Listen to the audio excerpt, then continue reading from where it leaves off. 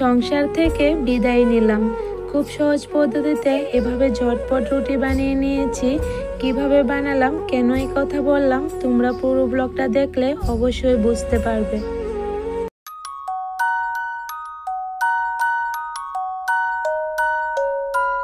রাধে রাধে বন্ধুরা, কেমন আছো তোমরা সবাই? আশা করছি যে যেখানে আছো ভালো আছো, সুস্থ আছো। আমরাও ভীষণ ভালো আছি। আজকের দিনটা হলো রবিবার। তো রবিবার রাতে থেকে তোমাদেরকে সাথে নিয়ে আমি ব্লগটা শুরু করে দিলাম। এখানে দেখো আমি কিছু রুটি বানিয়ে নিচ্ছি। তো কেন এতগুলা রুটি বানাচ্ছি তোমরা অবশ্যই পুরো ব্লগটা দেখলে বুঝতে পারবে। এখানে আমি আটাগুলাকে কাই করে নিয়েছি। প্রথমে জলটা ফুটিয়ে নিয়েছি লবণ দিয়ে, এরপরে আটাগুলি দিয়ে দিয়েছি। আর কাই করাটা আর তোমাদের সাথে আজকে শেয়ার করলাম না। কি বলো তো, যখন আমি কাইটা করছি আটার, তখন কারেন্টটা চলে গিয়েছিল। তো আর তোমাদের সাথে শেয়ার করতে পারলাম না, কারণ অন্ধকার অন্ধকারে উঠছে, তো আর শেয়ার করা হয়নি। তো এখানে দেখো এখন আটাটা গরম অবস্থাতে কিন্তু আমি মেখে নিচ্ছি।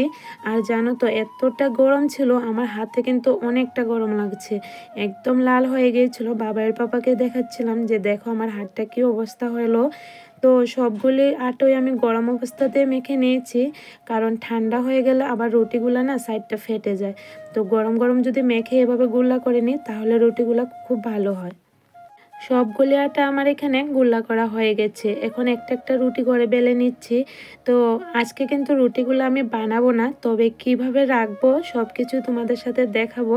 আর জানো তো, এভাবে রাখলে না রুটিগুলো একদম ভালো থাকে, মানে পরের দিন আমরা ভালোভাবে রুটিগুলো বানিয়ে নিতে পারি, আর একদমই ফ্রিজের প্রয়োজন পড়ে না। আজকে আমার ফ্রিজটা বন্ধ ছিল, তাই রুটিগুলোকে একটু বুদ্ধি করে এভাবে বানিয়ে রাখলাম। না হলে ফ্রিজটা যদি চালু থাকতো তাহলে কিন্তু ফ্রিজেই রেখে দিতাম। তো ফ্রিজটা যেহেতু বন্ধ ছিল, এভাবে একটু বুদ্ধি করে রাখলাম। তো দেখো এখানে আমি কি করছি, প্রথমে ভেবেছিলাম আমি নিজেই বানাবো। তো এদিকে আমি বেলছি, এদিকে বানাতে পারছি না। আর তো বাবার পাপাকে ডাক দিলাম যে তুমি একটু এসো, হেল্প করো। তো বাবার পাপা এসে একটু হেল্প করে দিচ্ছে। তো দেখো এখানে রুটিগুলা কি করছে, আমি কিন্তু রুটিগুলা এদিকে বেলে দিচ্ছি, বেলে কড়াইতে দিয়ে দিচ্ছি। তো বাবার পাপাকে বললাম আমি যখন দিয়ে দিলাম রুটিটা, তুমি শুধু এক উল্টি দিয়ে এরপরে রেখে দিবে, তাহলে কি হয় রুটিটা কিন্তু একটার সাথে একটা লাগবে না। আর দেখো বাবার পাপা সেম এভাবে কিন্তু করে রাখছে। তো এভাবে করলে কি হয়, পরের দিন কিন্তু রুটিটা আমি ফুল বানিয়ে নেব, আর তোমাদের সাথে অবশ্যই শেয়ার করব পরের দিন বানানো রুটিটা। তো দেখবে রুটিগুলো কিন্তু ভীষণ নরম হয়, ফুলকো ফুলকো হয়। আর যদি ফ্রিজ চালানো থাকতো তো অবশ্যই ফ্রিজে রেখে দিতাম কাঁচা রুটিটাই বেলে বেলে, কিন্তু ফ্রিজটা যেহেতু বন্ধ ছিল তো আর রাখতে পারিনি, এভাবে একটু বুদ্ধি করে রাখলাম। আমি কিন্তু আজকে অনেকগুলা রুটি বানিয়েছি। তো কী কারণে এতগুলা রুটি বানালাম তোমরা অবশ্যই দেখতে পারবে। তো এখানে দেখো এখন কিন্তু ব্লগটা আমি পরের দিন সকালবেলা শুরু করেছি। প্রায় এখন 4:30 বাজছে, আমি ঘুম থেকে উঠে গেছি, উঠে মাত্র রুটি বানাতে এসে পড়েছি। রুটিগুলা দেখো একটার সাথে একটা কিন্তু একটুকু লাগেনি, ওই যে একটু একটু করে সেঁকে রেখেছিলাম। তো এখানে এখন আমি বানিয়ে নিচ্ছি। আর জানো তো আজকে কিন্তু অনেক ভোরে ঘুম থেকে উঠেছি, এদিকে মেয়েটাও ঘুমাচ্ছে, ওরা সবাই ঘুমাচ্ছে। তো আমি উঠে গেছি, উঠে কাম শুরু করে দিয়েছি। আর এত তাড়াহুড়ো করে কাজ করছি কেন এটাও বলবো। আজকে কিন্তু খুব খুশির একটা দিন। এখানে দেখো বন্ধুরা, রুটিগুলো কিন্তু সবগুলো রুটি ফুলছে আর অনেক নরম নরম হয়েছে। একদম তাড়াহুড়ো করে কিন্তু আমি বানিয়ে নিতে পারছি। আর এখন যদি সকালবেলা বানাতাম না, তাহলে অনেকটা সময় লেগে যেত। তো রাতে কাজটা এগিয়ে রেখেছি। আর সবসময় একটু বুদ্ধি করে এভাবে আমাদের কিন্তু কাজ করে নিতে হয়, যাতে পরের দিন তাড়াতাড়ি সারতে পারি। কারণ পরের দিন আবার অনেকগুলো কাজ থাকে সংসারের, একটা কাজ নিয়ে বসে থাকলে তো আর হয় না। মেয়েটারও কাজ থাকে, মেয়েটা যেহেতু ছোট, ওর তো সব কিছুই করে দিতে হয়। তো এখানে দেখো আজকে যেহেতু রুটিগুলো এভাবে বানাচ্ছি কিন্তু খুব তাড়াতাড়ি হয়ে যাচ্ছে। তো এখানে দেরি হচ্ছে বলে আমি আবার এদিকে আরেকটা কড়াইয়ের মধ্যে রুটিগুলো গরম করে নিচ্ছি, তারপরে ওই কড়াইটাতে নিয়ে ছোট কড়াইটার মধ্যে নিয়ে রুটিগুলো সেঁকে সেঁকে নিচ্ছি, তাহলে আরও তাড়াতাড়ি হয়ে যাচ্ছে।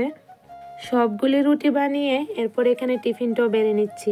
তো চলো বন্ধুরা, এইদিকে টিফিন বাড়তে বাড়তে তোমাদের সাথে এটাও বলি আজকে আমি কোথায় যাব, কি খুশির দিন। আজকে খুশির দিনটা হলো আমি বেড়াতে যাব।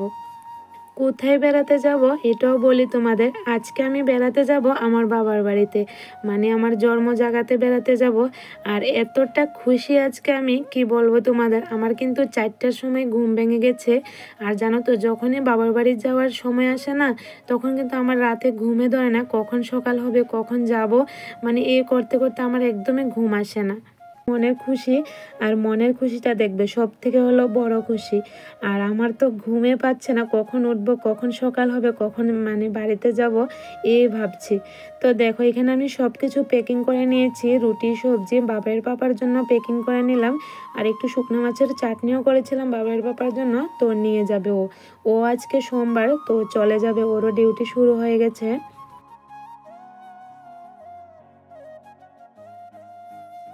সব কিছু টিফিন রেডি করে নিয়েছি আমরা যে ট্রেনে খাবো, কারণ আমি না ট্রেনের খাবারটা একদমই খেতে পারি না। আমার একটু কেমন জানি মনে হয়, আর খেলেও অনেকটা আমার অসুবিধা হয়। তো আমার জন্য একটু টিফিন আর বাঁধাকপির শাক নিয়ে নিয়েছি। বাঁধাকপির শাকটা গতকালকে রান্না করেছিলাম, তো রুটি আর শাক নিয়ে নিলাম। তো দেখো এখানে ব্যাগটাও গুছিয়ে নিয়েছি, ট্রলিটা। তো এখানে বসিয়ে দিলাম এখন চা। আর দেখবে শীতের দিনে চা না খেলে কিন্তু একদমই হবে না। চায়ের সাথে 2টা রুটিও খেয়ে নেব সকালবেলা, কারণ যে টিফিনগুলো নিয়েছি এগুলো খেতে অনেকটা দেরি হয়ে যাবে। কারণ হলো আমার বাবার বাড়ি কিন্তু অনেকটা দূরে, তো লং জার্নিংয়ে যেহেতু যাব টিফিনটা পরে খাবো, তো সকালবেলা একটু চা আর রুটি খেয়ে নিয়েছি। এখন এখানে আমি রেডিও হয়ে গেলাম। তো দেখো আমি শাড়ি পরেছি, আমাকে শাড়িটা পরে কেমন লাগছে তোমরা অবশ্যই জানিও। আর হ্যাঁ, শাড়িটা একটু আমি উপরে করে পরেছি, তার কারণ হলো মেয়েটাকে কোলে নিতে হবে। আর দেখবে বাচ্চাদের কোলে নিয়ে শাড়ি যদি নিচে পরি না, তাহলে অনেকটা অসুবিধা হয়ে যায়। তো শাড়িটা একটু উপরে করে আমি পরলাম। এখন আমরা চলে আসলাম স্টেশনে। তো বাবার পাপাও কিন্তু আমাদের সাথে যাচ্ছে। তো ও আর আমাদের মানে আমার বাবার বাড়িতে যাবে না, ও ডিউটিতে চলে যাবে, আর আমরা চলে যাব আরেকটা ট্রেনে উঠে আমার বাবার বাড়িতে। এই ট্রেনটাতে যাব এখন, এরপর আগরতলা নেমে আরেকটা ট্রেনে কিন্তু আমরা উঠে যাব। তো অনেকটা দূরের জার্নি আজকে। তো দেখো এখানে আমরা কিন্তু চলে যাচ্ছি এখন। তো চলো বন্ধুরা, এদিকে যেতে যেতে তোমাদের সাথেও কিছু কথা বলি। আজকে আমি এ কথা কেন বললাম যে সংসার থেকে বিদায় নিলাম, খুব সহজ পদ্ধতিতে এভাবে ঝটপট রুটি বানিয়ে নিলাম। হ্যাঁ গো বন্ধুরা, সংসার থেকে কিন্তু সত্যি আজকে আমি বিদায় নিয়ে নিলাম। কয়েকটা দিনের জন্য আর সংসারের চিন্তা করতে হবে না। সংসারটাকে ফেলে যাচ্ছি, মনে কিন্তু ভীষণ কষ্টও হচ্ছে, কিন্তু কিছু করার নেই, যেতে তো হবে। মা বাবার কাছে না গেলেও তো মনে কষ্ট হয়। আর এখন যেহেতু ছেলেটার ক্রিসমাসের একটু ছুটি দিয়েছে স্কুলটা, তাই যাচ্ছি, না হলে কিন্তু আমি যেতে পারি না। ছেলেটার স্কুলের জন্য টিউশন স্যার থাকে। তো সংসারের সব কিছু চিন্তা করে আমি কিন্তু আর সংসারটা থেকে বের হতে পারি না। তো একটু ছুটি পেয়েছি বলেই গেলাম। তো দেখো এখন কিন্তু আমরা বাড়িতেও চলে এসেছি। বন্ধুরা, এখন থেকে আমি একটু ছোট ছোট করে ব্লগগুলি বানাবো, কারণ এখানে নেটওয়ার্কের অনেকটা সমস্যা হয়। আর তোমরা কে কে আমার বাবার বাড়ির ব্লগ দেখতে চাও অবশ্যই কমেন্টে জানিও। তো চলো আজকের ব্লগটা এখানে